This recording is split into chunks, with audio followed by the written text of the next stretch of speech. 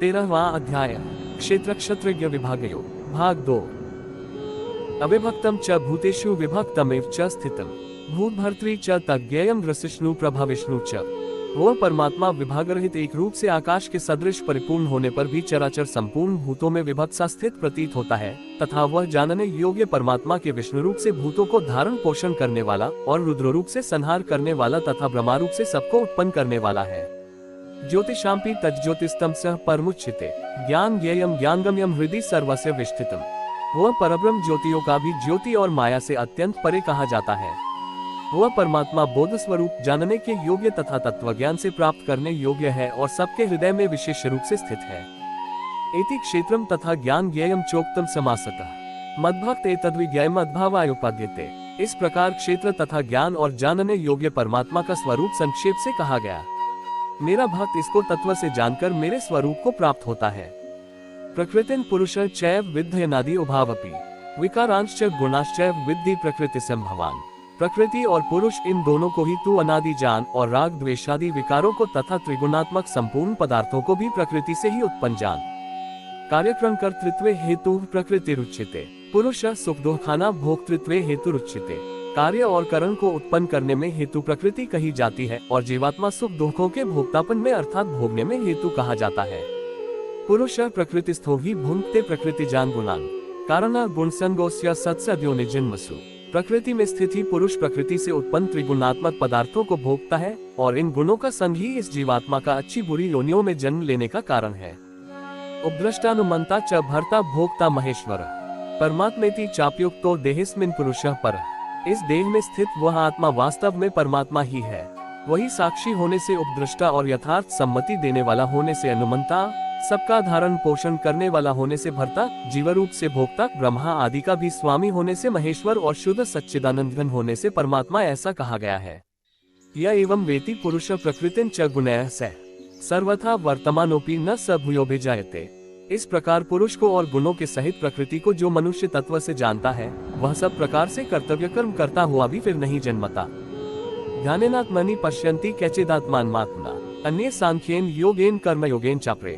उस परमात्मा को कितने ही मनुष्य तो शुद्ध हुई सूक्ष्म बुद्धि से ध्यान के द्वारा हृदय में देखते हैं, अन्य कितने ही ज्ञान योग के द्वारा और दूसरे कितने ही कर्मयोग के द्वारा देखते हैं अर्थात प्राप्त करते हैं। अन्ये त्वेवमजानन्तः श्रुत्वान्येभ्य उपास्ते तेपि चातित्रन्ते मृत्युन श्रुतिप्रायणा। परंतु इनसे दूसरे अर्थात जो मंद बुद्धि वाले पुरुष हैं, वे इस प्रकार न जानते हुए दूसरों से अर्थात तत्व के जानने वाले पुरुषों से सुनकर ही तदनुसार उपासना करते हैं और वे श्रवणपरायण पुरुष भी मृत्यु रूप संसार सागर को निस्संदेह तर जाते हैं। यावत् संजायते किंचित सत्त्व स्थावर जन्मम क्षेत्र क्षेत्रज्ञ संयुगात् तद्विद्धि भरतर्षभ। हे अर्जुन, यावन मात्र जितने भी स्थावर जंगम प्राणी उत्पन्न होते हैं, उन सबको तू क्षेत्र और क्षेत्रज्ञ के संयोग से ही उत्पन्न जान। सम सर्वेषु भूतेषु तिष्ठन्तम परमेश्वरम विनश्यत्स्व विनश्यन्तम पश्यति स पश्यति। जो पुरुष नष्ट होते हुए सब चराचर भूतों में परमेश्वर को नाश रहित और संभाव से स्थित देखता है, वही यथार्थ देखता है।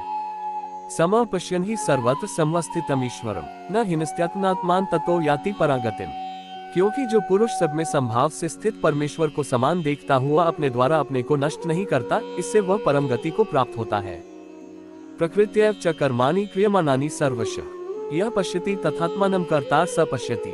और जो पुरुष संपूर्ण कर्मों को सब प्रकार से प्रकृति के द्वारा ही किए जाते हुए देखता है और आत्मा को अकर्ता देखता है, वही यथार्थ देखता है। यदा भूत पृथक भावमैकस्थम् अनुपश्यति ततैव च विस्तार ब्रह्म संपद्यते तदा। जिस क्षण ये पुरुष भूतों पृथक पृथक भाव को एक परमात्मा में ही स्थित तथा उस परमात्मा से ही संपूर्ण भूतों का विस्तार देखता है, उसी क्षण वह सच्चिदानंदघन ब्रह्म को प्राप्त हो जाता है। अनादित्वात् निर्गुणत्वात् परमात्मायमव्ययः शरीरस्थोपि कौन्तेय न करोति न लिप्यते। हे अर्जुन, अनादि होने से और निर्गुण होने से यह अविनाशी परमात्मा शरीर में स्थित होने पर भी वास्तव में न तो कुछ करता है और न लिप्त ही होता है। यथा सर्वगतम सौक्ष्म्यदाकाशं नोपलिप्यते सर्वत्रावस्थितो देहे तथात्मा नोपलिप्यते। जिस प्रकार सर्वत्र व्याप्त आकाश सूक्ष्म होने के कारण लिप्त नहीं होता, वैसे ही देह में सर्वत्र स्थित आत्मा निर्गुण होने के कारण देह के गुणों से लिप्त नहीं होता। यथा प्रकाशयत्येकः कृत्स्न लोकमिमं रविः क्षेत्रम क्षेत्री तथा कृत्स्न प्रकाशयति भारत। हे अर्जुन, जिस प्रकार एक ही सूर्य इस संपूर्ण ब्रह्मांड को प्रकाशित करता है, उसी प्रकार एक ही आत्मा संपूर्ण क्षेत्र को प्रकाशित करता है। क्षेत्र क्षेत्रज्ञ मंत्र ज्ञान चक्षुषा भूत प्रकृति मोक्ष चये विदुर्यांति ते परम। इस प्रकार क्षेत्र और क्षेत्रज्ञ के भेद को तथा कार्य सहित प्रकृति से मुक्त होने का जो पुरुष ज्ञान नेत्रों द्वारा तत्व से जानते हैं, वे महात्माजन परब्रह्म परमात्मा को प्राप्त होते हैं। ओम तत्सदिति श्रीमद् भगवद गीतासूपनिषत्सु ब्रह्मविद्यायां योग शास्त्रे श्री कृष्णार्जुन संवादे क्षेत्र क्षेत्रज्ञ विभागयोगो नाम त्रयोदशोऽध्याय। इस प्रकार उपनिषद ब्रह्मविद्या तथा योग शास्त्र रूप श्रीमद् भगवद गीता के श्री कृष्ण अर्जुन संवाद में क्षेत्र क्षेत्रज्ञ विभागयोग नामक 13वां अध्याय संपूर्ण हुआ।